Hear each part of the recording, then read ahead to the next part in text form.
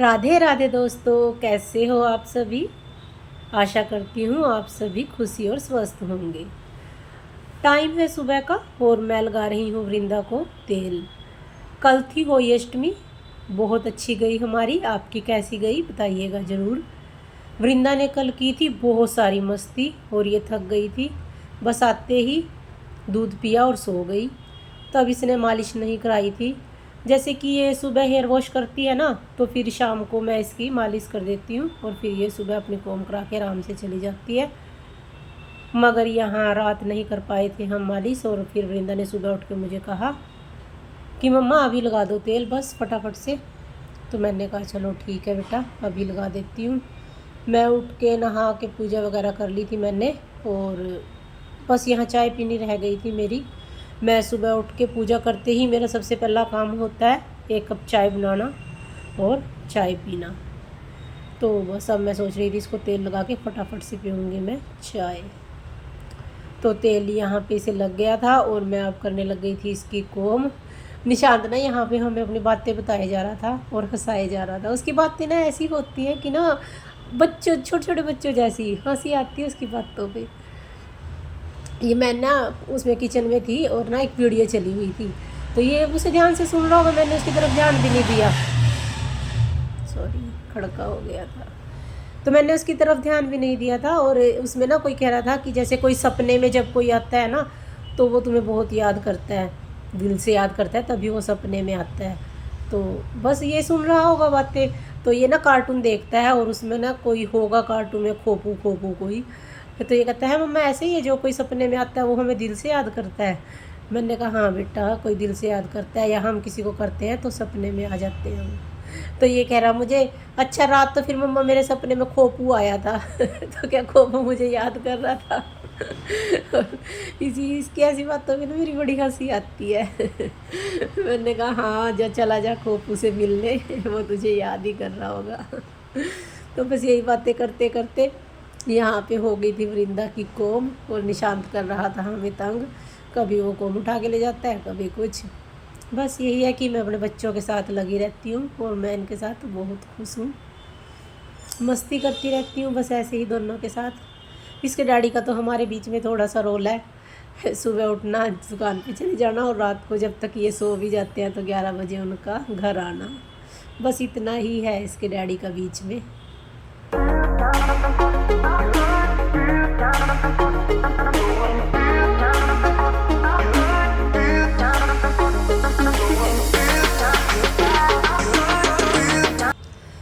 तो अब टाइम था शाम का। मशीन मैंने सुबह लगा दी थी, ये वॉशिंग मशीन, मगर मैं कपड़े नहीं निकाल पाई थी, शाम हो चुकी थी। और अब लगी थी मैं कपड़े निकालने, क्योंकि बीच में कुछ सफाई वगैरह की थी और उसके बाद मैं चली गई थी शॉप पे, तो वहाँ भी टाइम लग ही जाता है बहुत। फिर दोपहर का खाना बनाया, और अभी कई दिनों से मेरी तबीयत ख़राब चल रही है, तो बस ऐसे ही चलता रहता है, टाइम निकल जाता है पता ही नहीं चलता।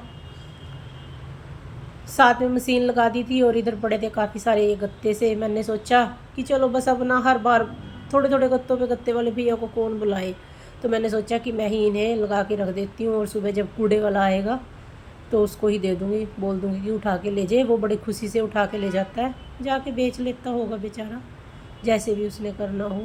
तो मैं यहाँ पे फटाफट से लगा रही थी गत्ता और यहाँ पे कर रही थी सफाई। ये आंटी ने यहाँ पे पेटी रखी हुई है नीचे वाली ने, तो मैंने एक बार बोला था कि इसमें मैं अपना एक्स्ट्रा सामान डाल दूँ, वो बोले नहीं ये मैंने बेचनी है। मैंने कहा ठीक है।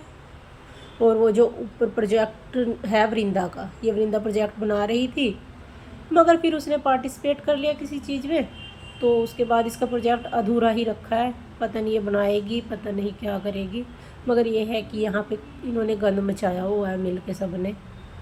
हफ्ते में एक बार मुझे यहाँ से ज़रूर साफ़ करना पड़ता है, काफ़ी सामान हो जाता है यहाँ पे इकट्ठा। तो अभी हम आ गए हैं किचन में, मैं और वृंदा यहाँ पे मुझे बता रही है अपने रामा चाचू की बातें, और मैंने दूध में उबाला दे दिया है। मैं कर रही हूँ अपनी किचन साफ़, बस निशांत के आने का इंतज़ार है, फिर मैं खाना बना दूँगी। इसके रामा चाचू ने पता इनके साथ क्या किया। राखी पे उसने पैसे नहीं दिए थे, कहा था कि मैं पार्टी दूंगा, मगर वो अभी उसने नहीं दी तो वृंदा मुझे बस यही बातें बता।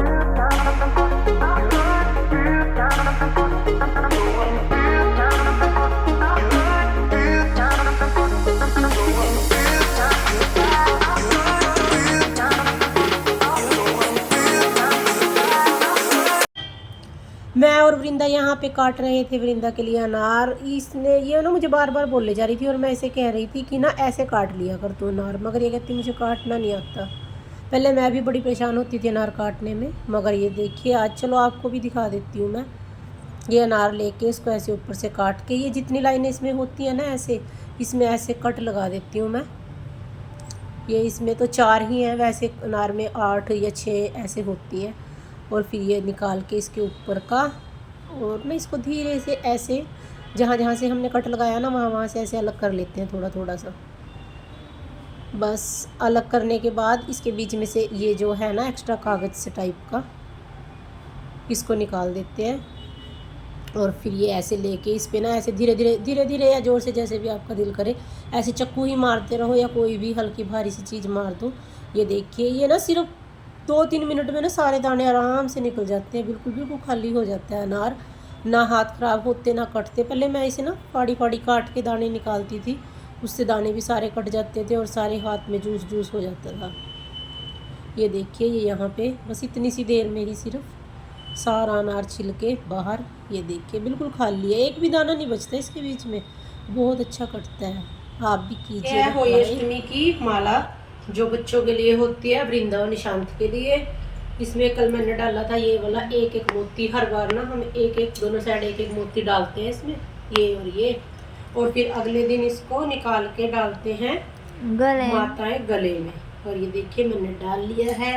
कैसा लगा मेरा 9 लखा हार? अच्छा है ना? अच्छा चलो। तो यहाँ पे सारा काम ख़त्म करने के बाद हम कर रहे थे निशांत के डैडी की वेट कि वो कब आएंगे। मेरे सामने आ गया था मेरा ये सिला हुआ एक सूट। मैंने सोचा कि चलो इसकी तरपाई कर देते हैं, मगर तबीयत अभी यहाँ थी थोड़ी सी ख़राब। मुझे ये है कि जब मैं कोई कपड़े पे जैसे नया कपड़ा या पुराना पेटी में से निकालते हैं ना उसमें कुछ करती हूँ तो मुझे एलर्जी सी हो जाती है, छिक्के लगती है। तो ये देखिए यहाँ पे मुझे छिक्के लगनी ना स्टार्ट हो गई थी। और बस निशांत के डैडी का वेट करते करते कर रहे हैं काम। आपको मेरी वीडियो कैसी लगती है प्लीज़ बताइएगा, और प्लीज़ सब्सक्राइब और शेयर कीजिएगा। तो फिर मिलेंगे हम आपको अगले व्लॉग में, वो भी वृंदा के साथ। ये सूट मेरा काफ़ी दिन से रखा था, मगर आज दिल किया कि चलो इसको तैयार कर लेते हैं, सुबह डाल लेंगे। मेरे काम देखिए, सूट है गर्मियों का और तैयार मैंने किया अब इसे सर्दियों में। सिल तो गर्मियों में लिया था मगर तरपाई अब सर्दियों में हुई है इसकी।